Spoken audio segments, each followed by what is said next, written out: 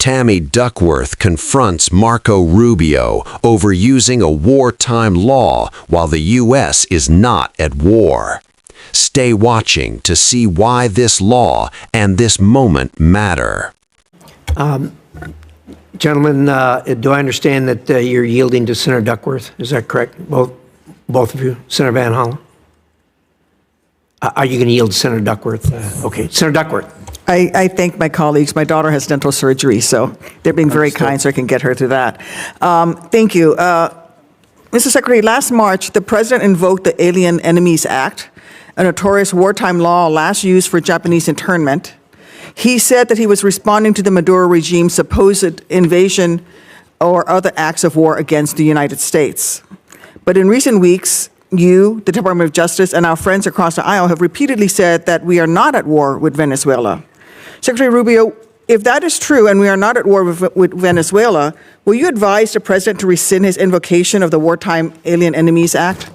Well, that was a mechanism to remove people from our country that prevent grave danger. So, for example, we know for a fact that Tren de Agua is a very dangerous gang. In fact, I believe, if I'm not mistaken, I may have been the first member of Congress. This is a wartime act, Mr. Secretary. Well, are we currently at war with Venezuela? No, we're not in a state of war in Venezuela. Okay, the Supreme Court has described the Alien Enemies Act as a wartime power, our Supreme Court.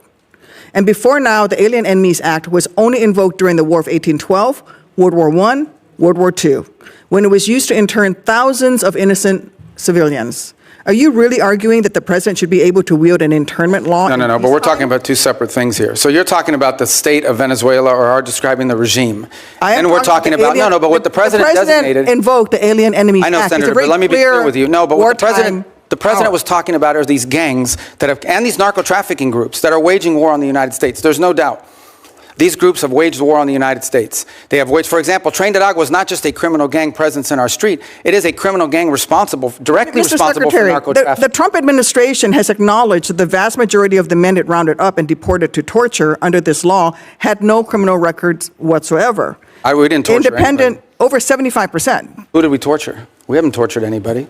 We've arrested people that are members of gangs and we've deported them. We don't want gang members in our country. Independent investigations have found that many of the men were here legally. If the administration is willing to lie about who it's targeting under this law, what protections do totally innocent people have against abuse? Again, I want to ask you, will you advise the President to rescind his invocation of the Wartime Alien Enemies Act? No, of course not. I mean, these are people that are threats to the national security of the United States. But I've described this in hearings in the past, including before you guys. So you're saying that we're at war? We are absolutely. When it comes to narco-trafficking groups and criminal gangs that are targeting the United States for criminal activity. We're in a state of war. There's no doubt about the fact that we're confronting them in a war-like setting because they're waging war on us. And do the Geneva Convention They're waging war against us and they're enemy combatants as a result of it. And the fact of the matter is that we are confronting these irregular groups, and that's one of the great challenges of the new century in this hemisphere in particular, is that these non-state actors who possess state-like capabilities in terms of their weaponry pose a grave danger to the United States. I don't think any American would dispute that we have cartels that pose a threat to the national security of the United States. With all of the other laws of when it comes to warfare. I mean, you're saying that he can invoke this wartime power.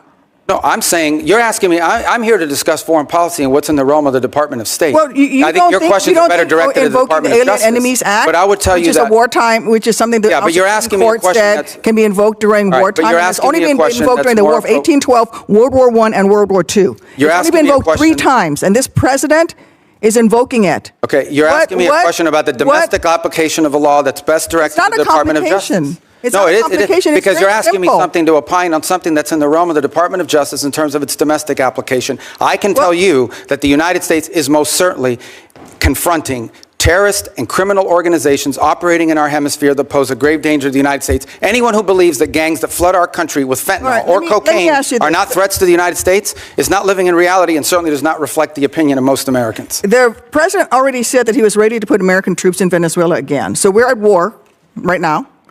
So if things don't go well with the Chavistas you've empowered, when did the President say he was going to put troops in Venezuela? A military option, what is your criteria for returning to a military option and putting boots on? Well, I don't recall the President saying he was going to put troops in Venezuela. Where did he say that? I'm asking you, what are your... But that's what you said. I didn't remember the President has already said that he was ready to put American troops in Venezuela. No, I think the President has said that he retains the right as Commander-in-Chief to protect the United States against any imminent threats. Maybe that involves troops, maybe that involves air power. We hope, but we don't anticipate that being the case in Venezuela. I worry that you're playing fast and loose with our nation's Well, I just gave you military. And testimony let me here. just say, I just want to conclude by Yeah, but I just gave you testimony of how well things are moving forward, not as fast as but everybody you would like. also said So that in 6 or 9 months, if things don't go well, you're going to have to do something else. And the president's already said that he's not ruled out the military option. And you've also just said that, yes, we are at war. The president has But wartime every powers. president retains So the power to use it's military to reasonable for me protect- to ask you, And I gave you a very specific example. Every president retains the right to defend the United States against an imminent threat. Yes, if there are just give you an example, Iranian drones deployed in Venezuela that could threaten the United States, we most certainly will address that, even if it's located in Venezuela. But we hope we don't get to that point. We don't expect to get to that point. I don't think that we're not trending in that direction. That's a fact. But that said, on the one people hand, of America are people here worried that unhappy this we're is a president cooperating who with engages Venezuela. in yet On the other hand, another they want us to go forever to war, with Mr. them. Secretary. What's We don't that? need to be in another forever war. And that is the path that we are going towards. And let me just say... Well, how are we let me going towards a conclude- let me forever just- let war me if we're just dealing with conclude. we're dealing with Elsie Well, you're not ruling out a Rodriguez every military day? option. You're not going to ask him to rescind his invocation of the Alien Enemies Act. That puts Americans in jeopardy. And let me just say something about the president's recent comments about NATO allies. When I served in Iraq, there were Polish forces there with us. There were British forces there with us. There were Spanish forces there with us. I personally landed in Elsie, España, which came under direct attack by insurgents.